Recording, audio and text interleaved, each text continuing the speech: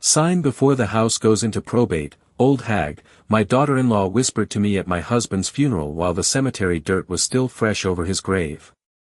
My fingers tightened around the black leather handbag resting against my hip, but I didn't answer her.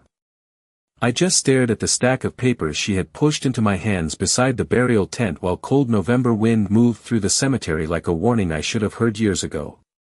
The funeral guests were slowly leaving now, their polished shoes sinking into the damp grass as gray clouds stretched low over the hills outside Hartford, Connecticut. My husband Thomas had been buried less than 20 minutes earlier. 42 years of marriage lowered into the ground beneath a polished oak casket and a bouquet of white lilies he used to buy me every anniversary. I could still smell his cologne on the wool scarf folded inside my coat pocket. Vanessa leaned closer beside me, lowering her voice as if she were doing me some kindness. The lawyer said this needs to be signed quickly. Otherwise things get complicated. Complicated. Such a clean word for what she really meant. Sell the house quickly. Transfer ownership quickly.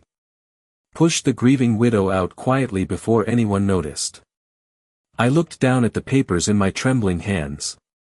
Transfer authorization. Temporary estate control. Property access forms. The legal language blurred together beneath my watery eyes until one line suddenly sharpened into focus. Dependent occupant. My breath caught in my throat. Not spouse. Not co-owner. Not Evelyn Carter, wife of Thomas Carter for over 4 decades. Dependent occupant. Like I was some unwanted tenant sleeping in a spare room instead of the woman who spent 42 Christmas mornings in that house baking cinnamon rolls while Thomas played old jazz records in the kitchen. Daniel already agreed, Vanessa added softly. We're only trying to help you. I slowly lifted my eyes toward my son standing several feet away beside a row of folding chairs near the hearse. Daniel kept his hands buried inside the pockets of his black overcoat while pretending not to notice what was happening. His eyes stayed fixed on the cemetery road instead of me. That hurt more than Vanessa's whisper ever could. When Daniel was 8 years old, he used to cry whenever I left him at school. Now he couldn't even look at me while his wife tried to take my home before the flowers on my husband's grave had settled. The wind lifted the edge of Thomas's memorial card near my feet. Loving husband. Devoted father. Loyal protector. I swallowed hard against the ache building in my chest. Thomas had always protected me. Even during the hard years when money was tight and the mortgage nearly swallowed us whole after Daniel started college. He used to kiss my forehead every night and say, no matter what happens, Evie, this house will always be yours. Vanessa extended a silver pen toward me with impatient fingers. Her diamond bracelet shimmered beneath the funeral tent lights. Just sign here. Her voice stayed calm, polished, almost pleasant. That was Vanessa's greatest talent. She never sounded cruel. She made cruelty sound reasonable. I lowered my gaze toward the signature line again. Then something strange caught my attention near the bottom corner of the page. A faint set of initials written beside a legal stamp. T.C. Thomas Carter. Not printed. Handwritten. Deliberate. My heartbeat slowed. Thomas had seen these documents before he died. And suddenly, standing beside my husband's grave with cold rain beginning to tap softly against the funeral tent, I realized something terrifying. My husband had known this was coming. The ride home from the cemetery felt longer than usual, even though the drive from St. Matthew's Cemetery to our house had always taken less than 20 minutes. Rain rolled softly across the windshield while Daniel drove in silence beside Vanessa, her manicured fingers resting lightly on his arm like she had already settled into the role of lady of the house. I sat alone in the back seat staring out the window at the fading Connecticut hills, still wearing the pearl earrings Thomas bought me on our 25th anniversary. The hearse had disappeared down another road 15 minutes earlier, but somehow I still felt surrounded by death. The Carter house stood at the end of a quiet cul-de-sac lined with bare maple trees and identical mailboxes. Thomas and I bought the property in 1987 when Daniel was in middle school. Back then, the yard was mostly dirt and weeds. Thomas spent years planting rose bushes along the walkway and building the white fence by hand every summer after work. He used to joke that retirement would finally give him enough time to fix the loose floorboard near the upstairs bathroom. Now the porch light glowed softly against the rain while his absence hung over the house like a shadow nobody wanted to acknowledge. Vanessa stepped inside first the moment Daniel unlocked the front door. She did not pause in the foyer. She did not look at Thomas's framed photograph sitting on the entry table beside the sympathy cards and dying lilies. Instead, she walked straight toward the kitchen and placed the funeral paperwork neatly beside the coffee maker like it was part of her grocery list. "You should get some rest," she said without looking at me. Today was exhausting for everyone. Everyone. I quietly removed my wet coat and hung it beside Thomas's old canvas jacket still resting on the wooden hook near the stairs. His jacket smelled faintly like cedar wood and winter air. My fingers lingered against the sleeve longer than they should have. Upstairs, I could hear drawers opening and closing inside the guest room Daniel and Vanessa had started using more frequently over the last month. Ever since Thomas's health declined, they had visited almost every weekend. At the time, I thought it was concern. Love. Family pulling together during difficult days. But now, standing alone in the quiet hallway with rain tapping gently against the windows, another thought settled coldly into my chest. They had been preparing for this. I walked slowly into the kitchen and noticed the papers again sitting beside the marble countertop. The silver pen Vanessa handed me at the cemetery was still clipped neatly on top. I stared at my own signature resting at the bottom of the page. Evelyn Carter. My handwriting looked smaller than usual somehow. Weaker. But beneath my signature, near the lower edge of the document, I noticed those same handwritten initials again. T.C. Thomas Carter. Deliberate. Precise. Thomas never signed anything carelessly. A floorboard creaked above me. Then another. I looked toward the ceiling just as Vanessa's voice drifted softly down the staircase. "If we sell before spring, the market will still be strong." My breath stopped. Daniel answered too quietly for me to hear clearly, but Vanessa's response came sharper this time. "I am telling you we cannot wait forever. Your mother is emotional now, which makes this easier." Easier. I slowly lowered myself into one of the kitchen chairs Thomas restored years ago after finding it at an estate sale for $20. My husband had known these conversations were coming long before his funeral. And somehow, he had left me something hidden inside all of this. I barely slept that night. Every sound inside the house felt unfamiliar without Thomas beside me. The old grandfather clock downstairs kept ticking through the darkness while rainwater slid slowly against the bedroom windows. Around 3 in the morning, I reached across the mattress out of habit and touched nothing except cold sheets. That hurt more than the funeral. Grief inside a crowded cemetery still feels shared somehow. But grief alone in your own bedroom feels endless. By sunrise, the rain had stopped. Thin gray light spread across the ceiling while the smell of coffee drifted faintly upstairs. Thomas always woke before me and made coffee exactly the same way every morning for 40 years. 2 scoops of dark roast. Half a teaspoon of cinnamon. The smell usually made the house feel warm before winter even ended. But this morning, the scent felt wrong. Artificial somehow. Like someone trying to imitate a memory they did not understand. I slipped on my robe and slowly walked downstairs. Vanessa stood in the kitchen wearing cream-colored cashmere loungewear that looked far too elegant for a morning house. She was rearranging cabinets. Not cleaning. Rearranging. My coffee mug sat stacked beside the dishwasher while several of Thomas's old glasses had disappeared entirely. "Good morning," she said with a bright smile that never reached her eyes. I figured the kitchen needed a little organization. There was so much clutter. Clutter. Thomas's favorite coffee cups were clutter now. I quietly opened the cabinet above the refrigerator and found his navy blue mug shoved all the way in the back behind unused serving bowls. The handle was chipped near the rim from the time Daniel dropped it during high school football season. Thomas refused to throw it away after that. He always said imperfections made things feel lived in. I wrapped my fingers around the mug and stared down at it while Vanessa continued moving through the kitchen like she already owned every inch of the house. "Daniel is meeting with a realtor this afternoon," she said casually while wiping the counter with slow circles. "Nothing official yet.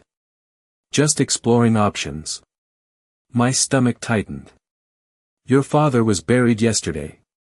Vanessa paused only briefly before placing the towel beside the sink. "Exactly. Which is why we need to start making practical decisions now." Practical decisions. Another clean phrase hiding something ugly underneath. I carried the mug into the dining room without answering her. Thomas's reading glasses still rested beside yesterday's newspaper at the far end of the table. One of the sympathy flower arrangements had already started wilting near the window. White lilies bent softly toward the tablecloth like they were exhausted too. Upstairs, a floorboard creaked. Daniel finally appeared wearing sweatpants and an old Yale sweatshirt he used to wear during college breaks. His eyes looked tired. Guilty. But not surprised. That was the part one could not stop thinking about. None of this surprised him. "Morning, Mom," he said quietly. I nodded once and sat down at the dining room table while he poured himself coffee. Vanessa immediately stepped closer beside him, one hand resting lightly against his back. Protective. Possessive. Then Daniel said something that made the room suddenly feel 10 degrees colder. "Vanessa thinks it might be easier if you moved into the downstairs guest room for now." I slowly looked up from Thomas's chipped coffee mug. "Why would I do that?" Daniel shifted uncomfortably. "The master bedroom is larger. It makes more sense for us. While we are staying here helping you." "Helping me?"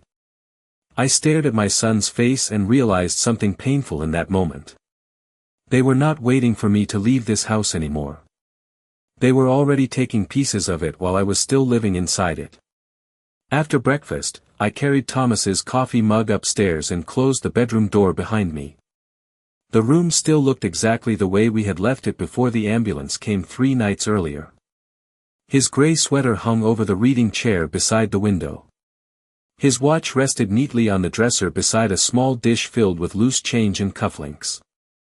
Even the air still carried traces of cedarwood aftershave and the peppermint lotion he rubbed onto his hands every winter because the cold weather cracked his skin. I sat carefully on the edge of the bed and stared at the framed photograph on Thomas's nightstand. We had taken it during a trip to Cape Cod 10 years ago. He was wearing a Red Sox cap and squinting into the sunlight while holding a lobster roll bigger than his hand. I remembered laughing because mayonnaise had landed on his shirt 30 seconds after the picture was taken. Back then, life still felt steady. Predictable. Safe. A soft knock interrupted my thoughts. Then the bedroom door opened before I answered. Vanessa stepped inside carrying folded towels in her arms. "I thought these could go downstairs once you move rooms," she said casually while placing them into a laundry basket near the closet. Move rooms. She spoke about it now like it had already happened. My eyes followed her as she crossed toward Thomas's dresser. Her fingers brushed lightly across the polished wood surface before stopping near the bottom drawer. I noticed the movement immediately because Thomas almost never allowed anyone near that drawer except me. "Do you need something?" I asked quietly. Vanessa smiled without turning around. "Just trying to help organize things. Daniel gets overwhelmed with emotional situations." Emotional situations. Such careful language again. Like my husband's death was some inconvenient scheduling problem everybody needed to manage efficiently. Vanessa opened the drawer halfway before I stood up too quickly. "Please do not touch that." My own voice surprised me. It came out sharper than intended. Vanessa slowly turned toward me with raised eyebrows, almost amused by my reaction. I was only trying to help. I walked across the room and closed the drawer firmly before she could look inside. Thomas kept important documents there sometimes. Insurance papers. Old tax returns. Birthday cards I had written him through the years tied together with blue ribbon because he claimed throwing them away felt disrespectful. Vanessa studied my face for a long moment before crossing her arms lightly against her cream sweater. Evelyn, eventually all of this will need to be sorted through. Holding on to every little thing is not healthy. I looked down at the drawer beneath my hand and suddenly remembered something Thomas told me 6 months earlier while we folded laundry together on this same bed. Vanessa had just left after one of her 10th Sunday visits. Thomas sat quietly for several minutes afterward before finally saying, "If anything ever happens to me, promise you will not let anyone rush you into decisions." At the time, I thought he meant grief. Mourning. The emotional fog people fall into after losing someone they love. But standing there now with Vanessa watching me carefully beside our bedroom window, I realized he meant her. My husband had seen something coming long before I did. Downstairs, the front door opened and shut.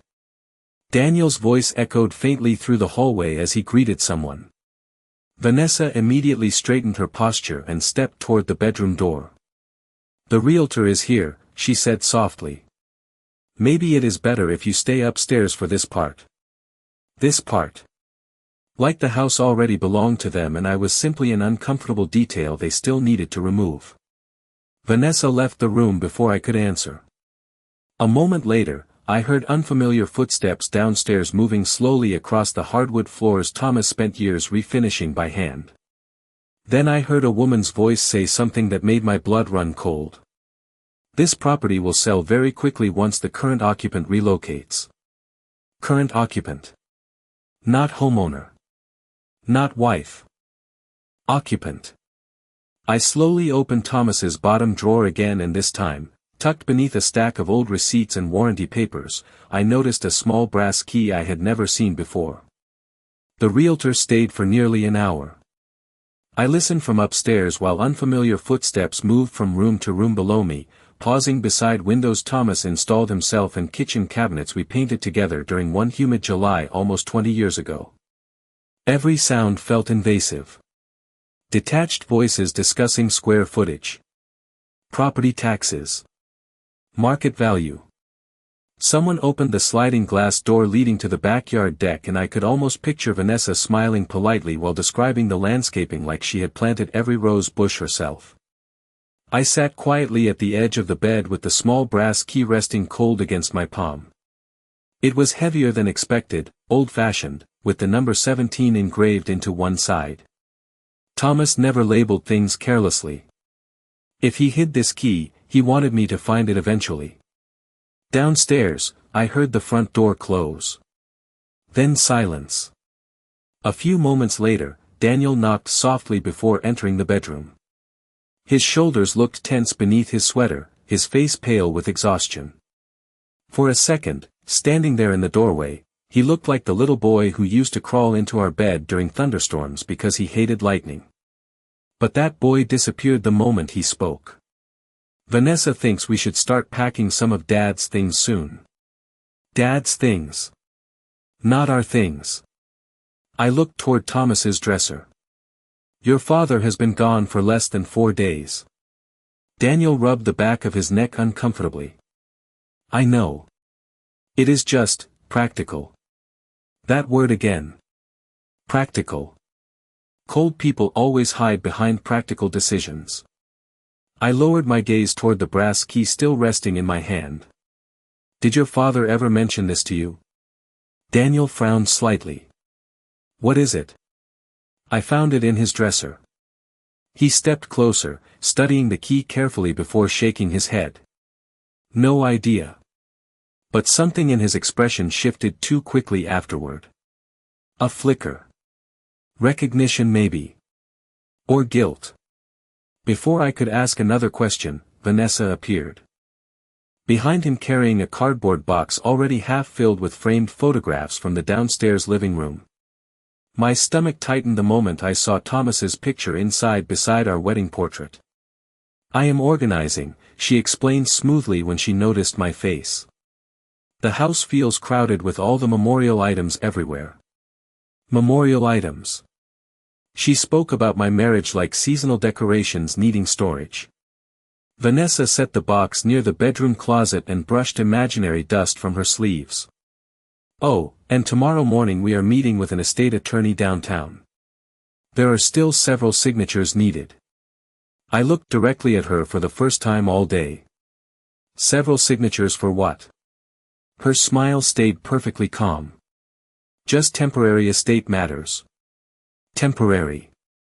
Another harmless-sounding word wrapped around something dangerous. Daniel avoided my eyes again. That told me more than either of them realized. After they left the room, I waited until their footsteps disappeared downstairs before opening my nightstand drawer and slipping the brass key inside beside my reading glasses. Then I walked quietly toward Thomas's closet. His winter coats still hung neatly in place, separated by color exactly the way he liked them. Navy first. Then charcoal. Then brown. I pressed my hand against the sleeve of his old wool overcoat and suddenly remembered a conversation from last winter while we decorated the Christmas tree. Thomas had looked unusually serious that night. "If something ever feels wrong after I am gone," he told me softly while untangling a string of lights, "do not trust what people say. Trust what I leave behind." At the time, I laughed and accused him of talking like an old spy movie. But now, standing alone inside our bedroom while strangers planned the future of my home downstairs, I realized Thomas had been preparing me for something long before his heart finally gave out. And somewhere connected to that brass key was the reason why. The next morning arrived cold and painfully bright after days of rain. Sunlight spilled across the kitchen counters while the television murmured softly in the living room, filling the house with meaningless noise nobody was truly watching. Vanessa sat at the island scrolling through real estate listings on her tablet while drinking coffee from one of Thomas's favorite mugs as if she had always belonged there. Daniel had already left for the attorney meeting downtown to prepare paperwork. That was the phrase Vanessa used before he walked out the door. Prepare paperwork. Like grief could be organized into neat little folders. I stood quietly near the sink pretending to rinse dishes while listening carefully. "This neighborhood is worth much more than I expected," Vanessa said casually without looking up from the screen. "If we renovate the kitchen before listing, we could easily add another $80,000. We. Not Daniel. Not the family. We." I dried my hands slowly on a dish towel and turned toward the breakfast table where yesterday's mail still sat unopened beside a bowl of apples Thomas always kept filled no matter the season. That was when I noticed it. A plain white envelope partially hidden beneath a grocery coupon booklet. No stamp. No return address. Just my name written neatly across the front in Thomas's handwriting. My pulse stumbled hard inside my chest. I picked it up carefully while Vanessa remained distracted by her tablet. "Probably another sympathy card," she said absent-mindedly. I slipped the envelope quietly into my robe pocket without answering. 10 minutes later, I carried a basket of laundry upstairs and locked myself inside the bedroom before opening it. Inside was a folded note and a single sentence written in Thomas's steady handwriting. "If you found the key, go to Hartford Savings Bank. Box 17. Do not tell anyone." My hand started trembling so badly I had to sit down on the edge of the bed. Hartford Savings Bank. Thomas and I opened our first joint checking account there when Daniel was born. We had not used the downtown branch in years. At least, I thought we had not. I read the note 3 more times before folding it carefully back into the envelope. Then I opened my nightstand drawer and held the brass key tightly in my palm again. Box 17. Suddenly every strange conversation from the past few days shifted into place like puzzle pieces finally aligning. Thomas knew they would come after the house. He knew paperwork would appear too quickly. He knew Vanessa would pressure me before I even had time to think clearly. And somehow, he had already prepared something waiting for me downtown. A sharp knock startled me. "Evelyn." Vanessa's voice drifted through the bedroom door. "The attorney moved the meeting to 2 o'clock. You should probably change clothes soon." I slipped the envelope beneath my mattress before opening the door halfway. Vanessa stood there smiling politely, but her eyes moved quickly across the room behind me as if searching for something. "Thank you," I said softly. "Actually, I think I may go into town first. I need some fresh air." Her expression tightened almost invisibly. "What for?" Such a small question. Yet the speed of it told me everything. I lowered my eyes slightly and forced my voice to sound tired. "Fragile. I just need a little time alone." Vanessa relaxed immediately after that. She stepped forward and touched my arm gently, performing concern with the skill of someone who had practiced it for years. "Of course. Grief affects everyone differently." I nodded once and closed the bedroom door again after she walked away. Then I looked toward Thomas's side of the bed, still perfectly untouched except for the folded pair of reading glasses resting on his nightstand. For the first time since the funeral, something other than grief moved quietly through my chest. Not anger. Not fear. Clarity. And somewhere inside box 17, my husband had left me the reason why. Hartford Savings Bank looked exactly the same as it had 20 years ago. The marble floors still carried that faint lemon polish smell, and the brass railings near the teller windows still reflected the afternoon light pouring through the tall front windows facing Main Street. Thomas used to joke that the place smelled more trustworthy than most people. I stood quietly in line wearing my dark wool coat while the brass key rested heavily inside my pocket. Outside, downtown Hartford moved through its usual weekday rhythm. Cars rolled slowly past old brick buildings. People hurried along sidewalks carrying coffee cups and briefcases, completely unaware that my entire understanding of my marriage and family had shifted in less than a week. A young teller finally smiled politely when it was my turn. "How can I help you today, Mrs. Carter?" The sound of my married name almost broke me. I swallowed carefully before answering. "I need access to a safety deposit box." Her expression changed slightly when she saw the brass key. "Of course. One moment." 10 minutes later, an older bank manager named Harold Benson appeared from a side office. The moment he saw me, genuine sadness crossed his face. "Evelyn," he said softly. "I heard about Thomas. I am so sorry." I nodded quietly. Harold had known us for decades. He attended Daniel's high school graduation party. Thomas helped him rebuild his porch after a winter storm back in the late 90s. This was not just another customer interaction to him. "Thomas came here 3 months ago," Harold said carefully while leading me down a narrow hallway lined with steel deposit boxes.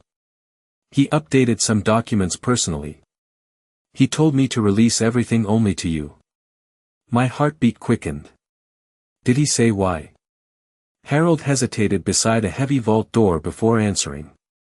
"He said you might need protection." Protection. The word echoed strangely inside my chest. Harold unlocked the vault and stepped aside respectfully while I approached box 17. My fingers trembled slightly as I slid the brass key into place. The lock clicked open immediately.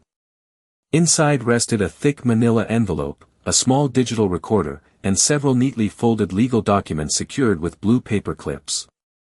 I stared at them for several seconds before touching anything. Thomas packed things carefully even during ordinary moments. Seeing his precise handwriting across the envelope nearly shattered the fragile calm I had managed to hold together all morning. "For Evelyn only." I slowly opened it. The first document inside was not a will. It was a notarized statement written entirely by Thomas. Line after line described conversations with Vanessa over the past year. Requests to transfer ownership early. Pressure about refinancing the house. Arguments about inheritance. One sentence made my stomach turn cold. I believe Vanessa is manipulating Daniel and attempting to gain control of marital assets before my death. My hand started shaking harder.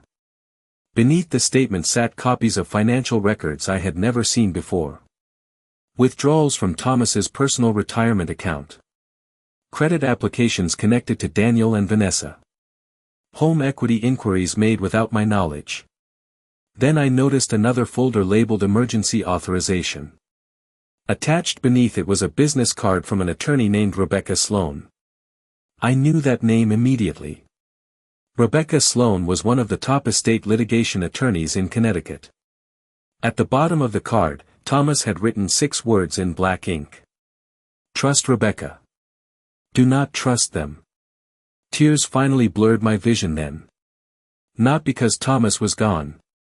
But because even while dying, my husband had still been trying to protect me. I sat alone inside the quiet vault room holding his handwriting against my chest while the truth settled around me piece by piece.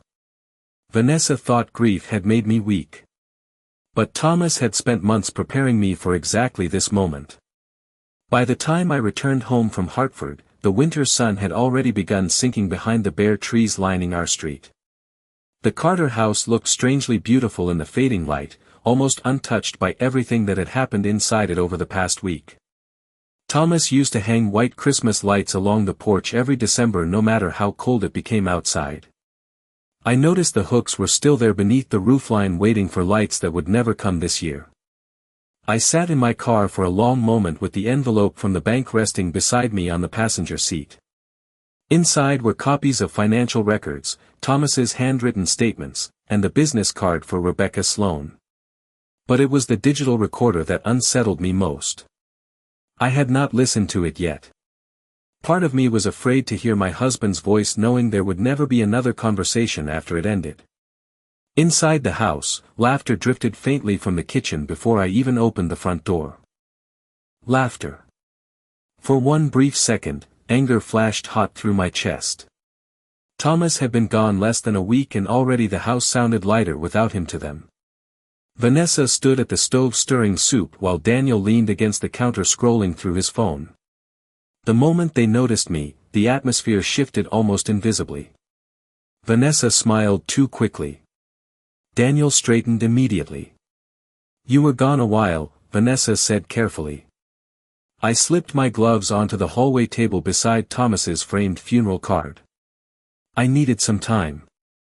Vanessa's eyes moved toward my purse. Searching again. Always searching. We were getting worried, she replied smoothly. You did not answer your phone. I realized then that I had left my phone untouched inside my coat pocket all afternoon. 4 missed calls from Daniel. 3 from Vanessa. That alone told me they were nervous. Good. I stopped for coffee downtown, I lied softly. I just wanted quiet. Daniel finally spoke. Mom, the attorney meeting has been rescheduled for tomorrow morning. There are still some estate documents requiring your signature. Signature. Always another signature waiting. I removed my coat slowly and hung it beside Thomas's old jacket again. Tomorrow is fine. Vanessa looked almost relieved by my calmness. That was exactly what Thomas understood before I did. Vanessa mistook silence for weakness. She believed grief had made me easier to control because I was not fighting openly. But grief does strange things to people. Sometimes it destroys them. Sometimes it sharpens them. During dinner, Vanessa spoke almost cheerfully about minor house renovations while Daniel nodded along distractedly. New flooring. Kitchen updates. Fresh paint before spring listings. I barely touched my soup. Instead, I watched them carefully now the same way Thomas must have during his final months. Every glance. Every pause. Every rehearsed expression. Then Vanessa casually said something that made my pulse slow instead of rise. The master bedroom really gets beautiful morning light. I can already picture lighter curtains in there. I looked up quietly from my bowl. Daniel froze immediately beside her. Vanessa. Smiled as if she had said nothing unusual. But in that moment, I finally saw her clearly. Not emotional. Not impulsive. Calculated. Patient. The kind of person who quietly moves furniture in a grieving widow's home before the funeral flowers even wilt. After dinner, I carried the dishes to the sink while Vanessa disappeared upstairs. Daniel lingered awkwardly near the dining room doorway before finally speaking in a low voice. "Mom. Vanessa is only trying to help organize things." I dried my hands slowly on a towel Thomas bought during a vacation in Maine years ago. "Do you believe that?" Daniel looked down immediately. That silence hurt more than any answer. Later that night, after the house finally grew quiet, I locked the bedroom door and sat alone in the darkness holding the small digital recorder from the bank. Outside, wind brushed softly against the windows while Thomas's side of the bed remained perfectly untouched beside me. My thumb hovered over the play button for several long seconds before I finally pressed it. Then my husband's voice filled the room. Thomas's voice came through the recorder softer than I remembered, older somehow, threaded with exhaustion I had refused to notice while he was alive. "Evie," he began quietly, and hearing the nickname nearly stopped my breathing. "If you are listening to this, it means I ran out of time before I could explain everything properly." I closed my eyes as his voice filled the dark bedroom. Outside, branches scratched gently against the windows while the old grandfather clock downstairs continued its steady ticking through the silent house. "I need you to listen carefully," Thomas continued. "And I need you to trust yourself more than you trust anyone standing in this house after I am gone." My fingers tightened around the recorder. Then came a long pause. I could almost picture him sitting in his study adjusting his reading glasses the way he always did before difficult conversations. "Vanessa started pushing Daniel about money almost 2 years ago. At first, it seemed harmless. Investments. Loans. Credit cards. Then she started asking questions about the house. About the trust. About your name on everything." I stared into the darkness beside our bed while grief slowly twisted into something sharper. "Daniel does not see her clearly anymore," Thomas said heavily. "He thinks he is protecting his future. But he stopped protecting you a long time ago." Tears slid quietly down my face, but I did not wipe them away. I just listened. "I changed the estate structure 6 months ago. Rebecca Sloan has everything. The house cannot be sold or transferred without your full approval. And if anyone pressures you while you are grieving, they forfeit every financial benefit tied to my estate." My pulse slowed. Forfeit. Vanessa had no idea. Thomas continued speaking more softly now. "I know this will hurt you, Evie. I know betrayal always hurts worse when it comes from family. But I need you to remember something." Another pause followed. Then his voice softened into the same calm warmth that carried me through 42 years of marriage. "You are not weak because you loved people completely." I lowered my head and finally cried then. Not loudly. Not dramatically. Just quiet tears falling into the darkness while Thomas's voice carried through the room one final time. "Do not let them rush you. Do not let them shame you for grieving. And do not leave this house unless it is your choice." The recording clicked off. Silence settled heavily around me afterward. But for the first time since the funeral, the silence no longer felt empty. It felt certain. The next morning, I woke before sunrise and dressed carefully in a navy wool dress Thomas always said made me look elegant. Downstairs, Vanessa was already setting folders neatly across the dining room table beside fresh coffee and legal documents. Daniel sat beside her looking pale and exhausted. The estate attorney arrived promptly at 9 carrying a leather briefcase and too much artificial sympathy in his voice. "These are standard transfer authorizations," he explained while sliding papers toward me. "Mostly temporary measures while the estate transitions." Temporary measures. I almost smiled hearing the phrase again. Vanessa watched me closely as I lifted the first document. Her posture looked calm, but I noticed the slight tension in her jaw now. The nervous tapping of one manicured fingernail against the tabletop. Good. I folded my hands carefully over the paperwork and looked directly at the attorney. Before I sign anything, I said softly, I would like Rebecca Sloane present. The room went completely still. Daniel frowned immediately. Rebecca Sloane. Vanessa's face lost color so quickly it startled even me. Why would you contact a litigation attorney? She asked too fast. I finally looked directly into her eyes without lowering mine. Because my husband told me to. Silence spread across the dining room like ice cracking across a frozen lake. Then I reached calmly into my purse and placed Thomas's handwritten statement in the center of the table.